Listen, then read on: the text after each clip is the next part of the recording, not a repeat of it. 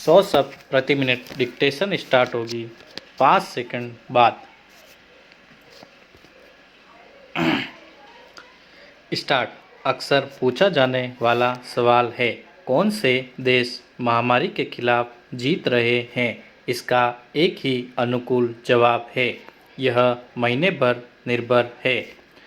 Virus ने लगातार विजेताओं को पराजित और पराजितों को विजेता बनाया है। कुछ समय पहले तक अमेरिका और यूके को गैर उदारवादी जनवादी नेतृत्व में वायरस से लड़ने में अयोग्य माना गया। अब उनकी ही तेजी से टीकाकरण करने और छुट्टियों के सुरक्षित होने के लिए सराहना हो रही है। इस बीच एशिया से यूरोप तक जिन देशों की पहले वायरस को रोकने के लिए तारीफ हो रही थी, वे दोबारा तेज संक्रमण या धीमे टीकाकरण से पीड़ित है।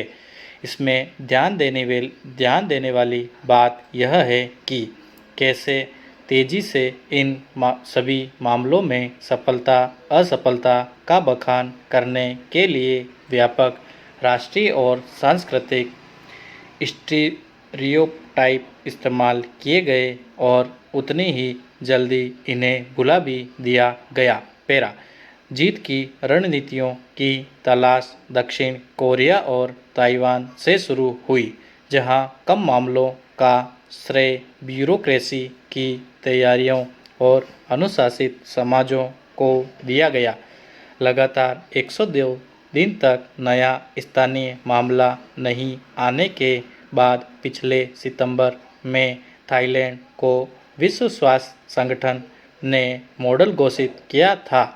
कई विश्लेषकों ने तो सफाई और सामाजिक स्पर्श से परहेज आदि की थाईलैंड और मेंगकॉन क्षेत्र की संस्कृतियों को भी श्रेय दिया। भारत में कम मौतों के लिए जीवन शैली से जुड़ी बातों को जिम्मेदार बताया गया। कहा गया कि घनी आबादी में जीवन बीतने, गंदा खाने और पानी पीने से करोड़ों भारतीयों में रोगाणुओं के लिए अंदरूनी इम्यूनिटी होती है। पिछले महीने थाईलैंड व भारत में कोरोना के मामले तेजी से बढ़ने लगे। पैरा। पश्चिम में भी सफलता की स्टीरियोटाइप कहानियाँ रही जो ज़्यादा नहीं चली। स्वीडन में हल्के लॉकडाउन की कई लोगों ने सराहना की। उन्होंने कहा कि देश की अनुपालन की संस्कृति के कारण लोग सुरक्षित व्यवहार करेंगे। फिर वहाँ केस बढ़े और स्वीडन के राजा ने ही अपनी रणनीति को असफल माना। जर्मनी ने जब पहली लहर को रोका तो मैंने और कई विश्लेषकों ने माना कि यह उसकी असरदार सरकार से लेकर सहकारी संघवाद के कारण हुआ। कई लोगों ने तार्किक आबादी को इसका श्रेय दिया, जिसने scientist in chief Angela Merkel की बात मानी। फिर सर्दियों में दूसरी लहर और घातक आई। पैरा। शायद कनाडा की तुलना में कोई भी देश बुरी तरह नहीं गिरा। कनाडाई लोगों ने गर्व से बेहतर स्वास्थ्य सेवा और सामुदायिक भावना तथा समझदार राजनीतिक संस्कृति को इसका श्रेय दिया। अब अमेरिका व कनाडा में तेजी से टीकाकरण हो रहा है। कनाडा में दैनिक केस लोड अमेरिकी दर से अधिक हो गया। कनाडाई अब अमेरिका के वैज्ञानिक ज्ञान की प्रशंसा करते हैं। ऐसा ही यूरोपियन कर रहे हैं, लेकिन इतिहास यह तय करेगा कि 21 मई में नहीं बल्कि महामारी के पूरे दौर में राष्ट्रों ने कैसा प्रदर्शन किया। पैरा। किसी बड़े देश ने हर्ड इम्यूनिटी हासिल नहीं की है। दोबारा अर्थव्यवस्थाएं खोलना और लॉकडाउन परीक्षण दोबारा अर्थव्यवस्था खोलना और त्रुटि प्रयोग रहे हैं जो दुनिया भर में अलग अलग गति से हो रहे हैं। किसी को नहीं पता कि इनका अंत कैसे करना है। टीके वास्तव में चमत्कारिक हथियार हो सकते हैं जो आखिरकार इस लड़ाई को जीतेंगे। हालांकि US centre for disease control ने सावधान किया है कि टीके भले ही प्रभावी है, लेकिन अभी यह नहीं समझा गया कि क्या ये सभी वेरिएंट पर काम करेंगे। उसने जीत की घोषणा नहीं की है। पैरा अव्यावहारिक महामारी वैज्ञानिकों को सबक लड़ाई के बीच में विजेता चुनना एक गलती है। याद कीजिए कि इस महीने नए विजेता घोषित करने की हड़बड़ी में पहले पिछले महीने की जीत के दावे कितने बुरे थे। ध्यान रखें कि वायरस की लंबे समय तक बने रहने की योजना है। पैरा सबसे ज़रूरी यह देखें कि सांस्कृतिक स्टीरियोटाइप कितनी बुरी तरह से सफलता असफलता को बताते हैं। ये कभी देशों के उदय या गिरने का अनुमान लगाने के लिए उपयोगी नहीं है। कोरोना वायरस ने फिर उनकी उथली सोच उजागर कर दी है। पैरा क्या हमें इसमें ताज्जुब नहीं होना चाहिए कि विश्व की सभी अर्थव्यवस्थाएं कोरोना की मार से डगमगा रही है।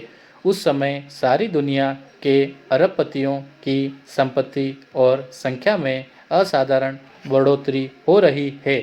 पिछले 12 महीनों में जब लॉकडाउन से आमदनियों और रोजगारों में तेज गिरावट आ रही थी, तब अरबपतियों की आमदनी 5 खरब से बढ़कर 13 खरब डॉलर हो गई। उनकी संख्या भी 700 से बढ़कर 2700 हो गई। यह चमत्कार कैसे हुआ?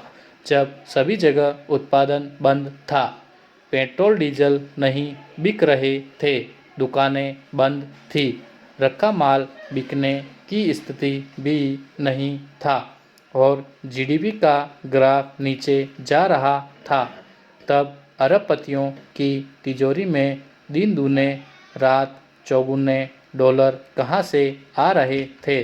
पैरा इसका एक जवाब यह है कि महामारी से आई मंदी पलटने के लिए दुनिया भर में सरोकारों ने अपने खजानों से करीब 9 अरब डॉलर के राहत पैकेजों के रूप में अर्थव्यवस्था में झोंके, बजाय इसके कि यह रकम जनता की जेब में जाती और उससे बाजारों में मांग बढ़ती। यह तथाकथित राहत वित्तीय बाजारों में पहुंची, वहां शेयरों और प्रतिभूतियों के खेल के जरिए अरबपतियों की कुल आमदनी में शामिल हो गई। जो 8 खरब डॉलर बढ़े हैं, वे इन्हीं 9 खरब डॉलरों से आए हैं। पैरा भारत भी इस मामले में अमेरिका, चीन, स्वीडन, फ्रांस और जर्मनी जैसा साबित हुआ। मसलन भारत के 2 उद्योगपति इसी दौर में इतने अमीर हो गए कि उन्होंने अमेरिका के जॉन रॉकफेलर को पीछे छोड़ दिया है।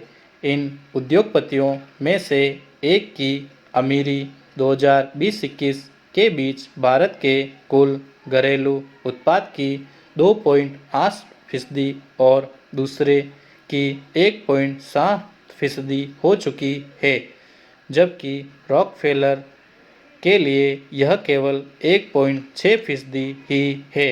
हम जानते हैं कि जब सारा देश बंद था, अस्पतालों और दवाओं की दुकानों के अलावा केवल स्टॉक मार्केट के दरवाजे खुले थे। इन्वेस्टमेंट करवाने वाली फर्में और दफ्तरों में नियमित काम हो रहा था। क्या यह सच्चाई आसानी से लोगों के गले उतरेगी? अमीरों की संख्या और संपत्तियों में यह ज़बरदस्त इजाफा इनकी उत्पादक गतिविधियों के कारण नहीं हुआ है। यह पूंजी के सट्टे की करामात है और पूंजी जहां से आई है वहां सट्टे खेलने के लिए नहीं भेजी गई थी। पूंजीवाद ने जमीनी विकास के एक अध्येता को लगा रहा है कि यह परिस्थिति पूंजीवाद के खिलाफ दुनिया भर में एक जज्बाती लहर दौड़ा सकती है। इस लिहाज से देखें तो भारतीय समाज में भी ऐसी भावनाओं और उन पर आधारित राजनीतिक गोलबंदी उभर सकती है। भारत के अरबपतियों की कुल संपत्ति हमारे जीडीपी के 20% के बराबर हो गई है, यानी भारतीय अर्थव्यवस्था का सिर बड़ा है और बाकी शरीर छोटा और दुर्बल है। यह आकृति कुपोषण के शिकार बच्चे जैसी है, लेकिन क्या कोई इस चेतावनी को सुन रहा है? ऐसी कोई संस्था या व्यक्ति दिखाई तो नहीं देता। स्टॉप।